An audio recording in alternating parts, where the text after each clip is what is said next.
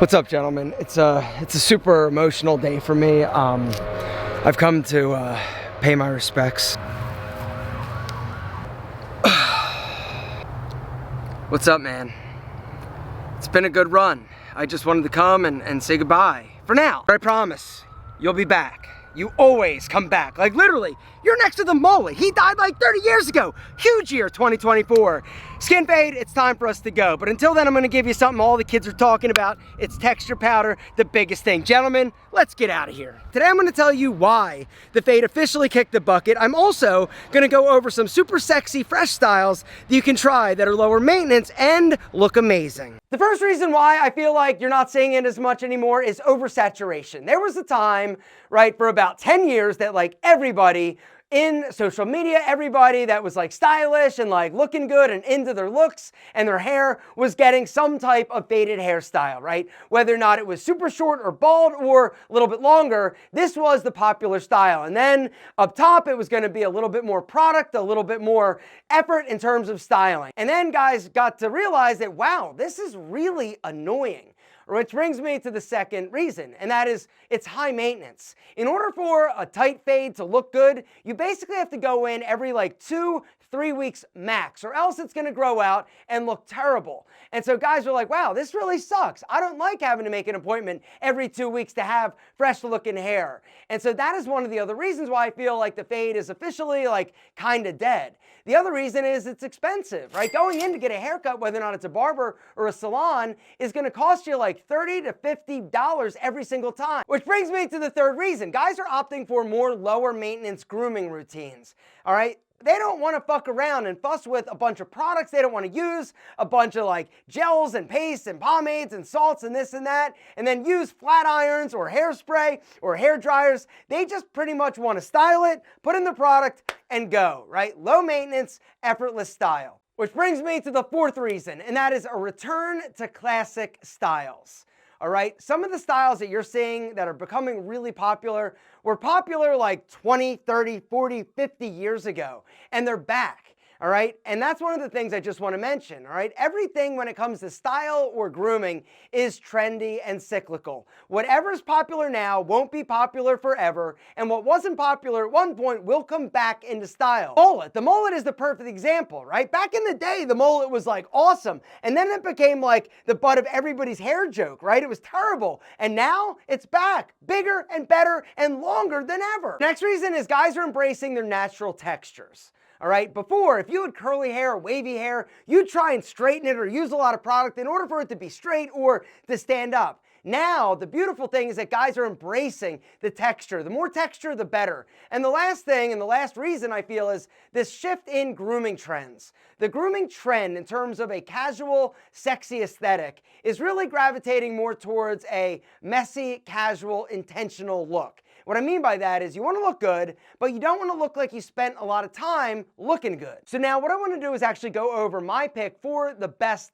casual styles that look amazing, all right? The one product you need to know about is this one, all right? If you want to have a hairstyle that looks casual, that doesn't look like you've got a lot of product in it, this is what you need to check out. It's called the Texturizing powder, all right? I'm gonna link to it down below along with the discount code, all right? The way that it works is you just sprinkle a little bit in your hair, a little goes a long way, and then you can style it any way you want. You gotta use it in dry hair. And so don't have wet hair and put it in, no. Your hair needs to be dry, and then simply apply, shake a little in, and regardless of if your hair is super short or a little bit longer, it provides a little bit of hold, a matte finish, but it is absolute perfection. You guys have got to try it. I'm gonna link to it down below. So the first style we're gonna talk about is messy fringe. Fringe is basically just having bangs coming down. The hair isn't like up or really over. It's just down casually. But the key to this looking amazing is having a lot of texture up top. You've got to have different layers. How are you gonna get that?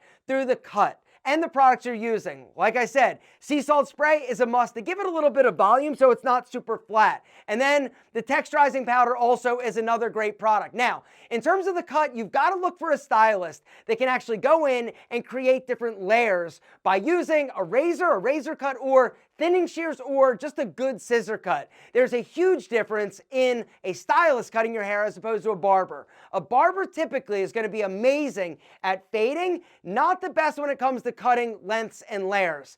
Upgrade your stylist and your hair will look better. Next style is the modern mullet. The mullet comes in a lot of different shapes and styles, right? Everything from really long in the back, super tight on the sides, short on top, to everywhere in between.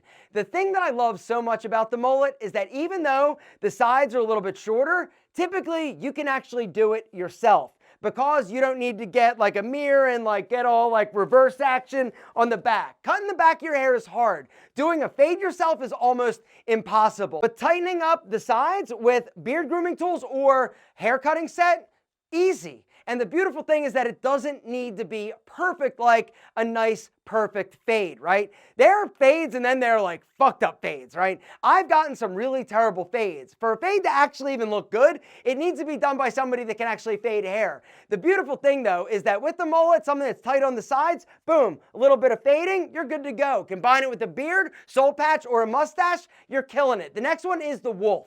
The wolf is like the new sexy style on the block this year. And typically it's a mullet that grew out.